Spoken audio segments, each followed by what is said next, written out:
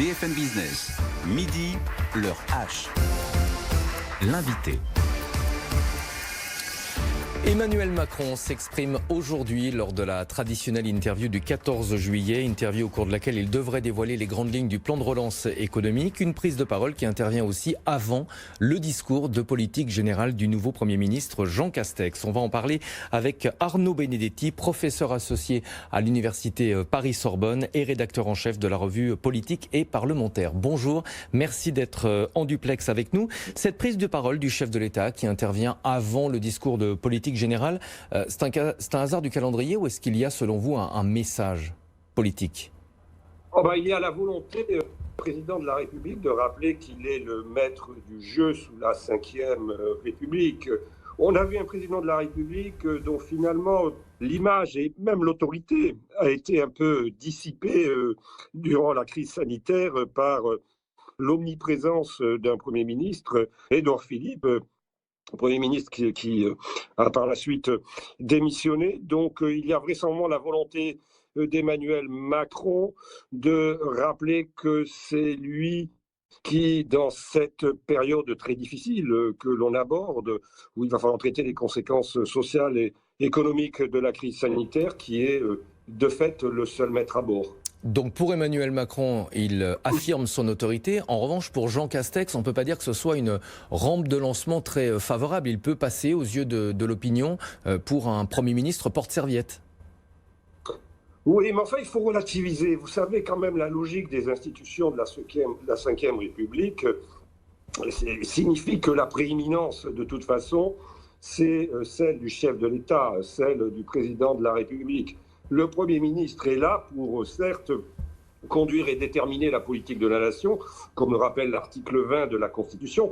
Il est le chef de la majorité et on peut imaginer que cet après-midi, enfin à 13h, le président de la République va lui fixer le cap, les grandes orientations de cette fin de mandat dont il a annoncé qu'il la voulait utile et que le Premier ministre viendrait par la suite décliner cette feuille de route en rappelant vraisemblablement, en tout cas en mettant en avant les éléments concrets de la feuille de route que le président de la République va certainement délivrer tout à l'heure à 13h. Mais vous êtes un professionnel de la communication politique, vous avez écrit plusieurs ouvrages sur cette question. Le fait que le chef de l'État présente les grandes lignes de la politique du gouvernement avant que le Premier ministre ne prononce son discours plus tard dans la semaine à l'Assemblée nationale, forcément ça va enlever de l'impact à ce discours de politique générale.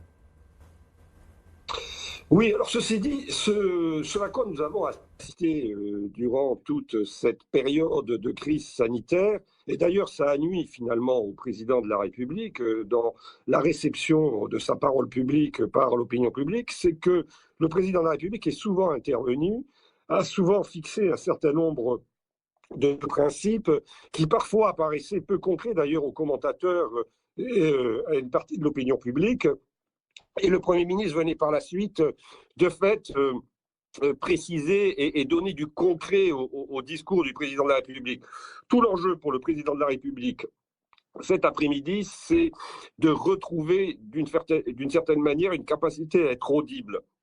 Il a beaucoup parlé, il a banalisé sa parole, il est aujourd'hui en difficulté dans un certain nombre d'études d'opinion.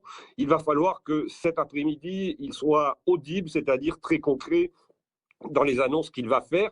Et en effet, bien évidemment, pour le Premier ministre, il s'agira ensuite de mettre en musique les propositions du président de la République. Un mot peut-être sur le choix de Jean Castex. C'est un homme de dossier, un technicien qui a travaillé avec de grandes personnalités politiques, mais qui n'est pas connu du grand public. Est-ce que ça ne va pas être un frein pour réconcilier les Français avec la vie politique ? On voit que le choix de Jean Castex est un choix qui obéit à une double logique.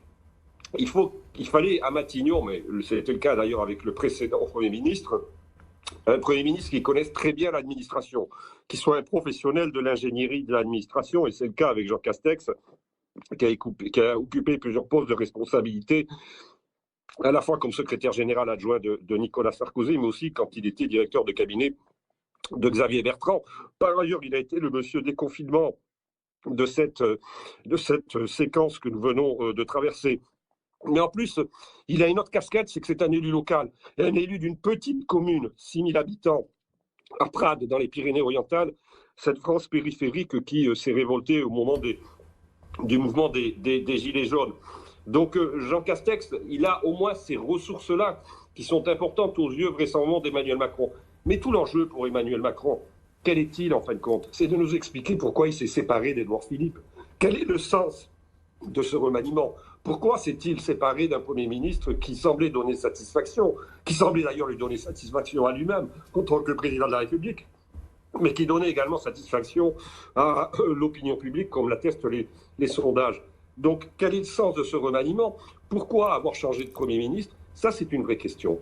On va parler justement de la deuxième phase de ce quinquennat. D'abord, un mot sur le casting de ce gouvernement, plutôt marqué à droite, avec à sa tête, vous l'avez dit, un ancien collaborateur de Nicolas Sarkozy et Xavier Bertrand. Est-ce que ça correspond forcément à la demande sociale et aussi environnementale qui semble se dessiner en sortie de crise, et notamment à travers le résultat des élections municipales? En tout cas, il est clair que Emmanuel Macron a décidé de donner des gages à la droite de sa majorité. Il l'avait déjà fait dès le début de son mandat, en nommant un Premier ministre qui était un Premier ministre issu des rangs des Républicains, Édouard Philippe, mais qui était plutôt juppéiste. Là, en l'occurrence, il va puiser dans le vivier sarkozyste, quelqu'un qui, manifestement, ne renie pas ses origines politique, même si il n'en parle pas beaucoup depuis qu'il a été nommé à Matignon. Mais il y a aujourd'hui indéniablement, quand on regarde quand même les études d'opinion, quand on regarde les sondages, quand on interroge les Français sur les valeurs qu'ils mettent en avant, des valeurs qui appartiennent plutôt à une culture politique de droite. Donc Emmanuel Macron fait aussi ce pari que le pays, malgré tout, reste majoritairement plutôt au centre droit, voire à droite. D'où ce choix politique et d'où ce casting lié au remaniement. Le problème, en effet, pour Emmanuel Macron, c'est qu'il faut qu'il parvienne à, disons, continuer à faire vivre ce logiciel qui est le logiciel du en même temps, c'est-à-dire qu'il n'oublie pas qu'il a été élu par une partie de la gauche et même une partie importante du centre-gauche.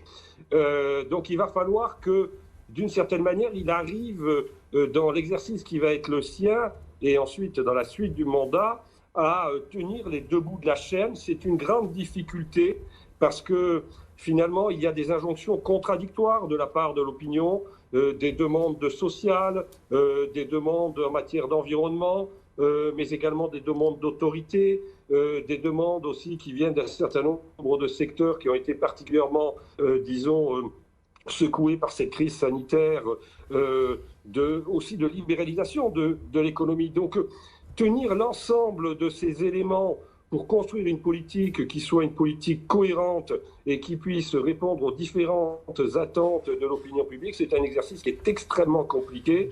Et en plus, ce qu'il faut signaler, c'est qu'on est à moins de 2 ans aujourd'hui de la fin du mandat. Emmanuel Macron a 2 enjeux essentiels. Le premier enjeu, c'est de colmater les brèches économiques et sociales qui sont directement issus de cette crise sanitaire. Ça va être notamment le plan de relance, mais la question qu'il faut se poser, c'est de savoir comment il va financer ce plan de relance, parce que c'est une question essentielle.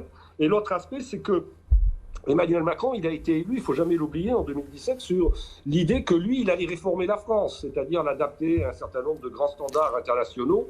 Mais pourra-t-il continuer à réformer dans les circonstances exceptionnelles que l'on traverse ? Le dossier, par exemple, des retraites étant un des dossiers, à mon sens, les plus emblématiques de ce problème. Justement, faut-il poursuivre les réformes ou les suspendre? C'est une question qui a beaucoup été commentée ces derniers jours. Suspendre ou annuler les réformes, ce serait évidemment renier sa feuille de route politique, vous venez de le dire, mais continuer comme si de rien n'était, ce serait donner l'impression d'un président qui n'écoute pas. Oui, alors c'est l'autre aspect de la politique et du mandat d'Emmanuel Macron, c'est la méthode. On a beaucoup reproché à Emmanuel Macron d'être finalement dans une pratique du pouvoir qui était une pratique très verticale et finalement assez peu négociatrice. Il nous avait fait une promesse après le mouvement des Gilets jaunes de changement de méthode. Et en fait, on s'est aperçu que la méthode n'avait pas fondamentalement changé. Le dossier des retraites ayant été, de ce point de vue-là, un exemple de la difficulté pour Emmanuel Macron et pour sa majorité et pour son gouvernement à changer sa méthode.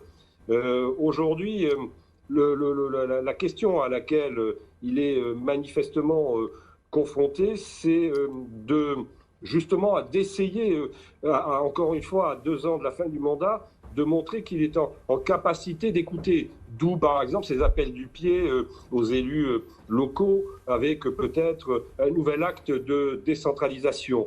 Du coup, pour vous, l'acte 2, très peu de temps. Du coup, pour vous, l'acte 2 commence maintenant. On est même plus à l'acte 2, on est à l'acte 3, mais l'acte 2, 4 aujourd'hui. L'acte 2, vous le disiez, on l'attendait après la crise des Gilets jaunes, mais finalement, il n'a jamais vraiment eu lieu, cet acte 2.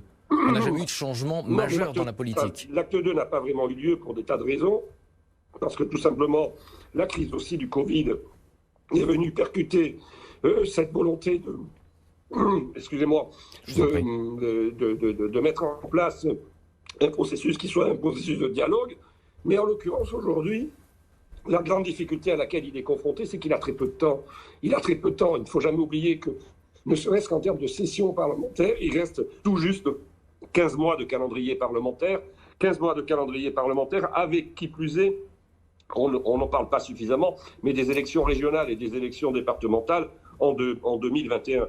Donc on voit bien qu'il est aujourd'hui dans une séquence qui est extrêmement stressée.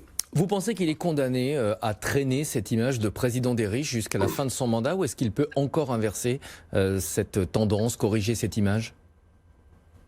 C'est très difficile parce que, si vous voulez, il y a des traits dominants qui s'imposent dans l'opinion publique. On l'avait vu d'ailleurs avec Nicolas Sarkozy, de la même manière en 2007, qui lui aussi avait quand même quelque part traîné cette image de président des riches, notamment avec le fameux bouclier fiscal, entre autres. Là, avec Emmanuel Macron, on est à peu près exactement dans la même, je dirais, même dans la même tendance. La difficulté aujourd'hui pour Emmanuel Macron, en effet, c'est de changer d'image.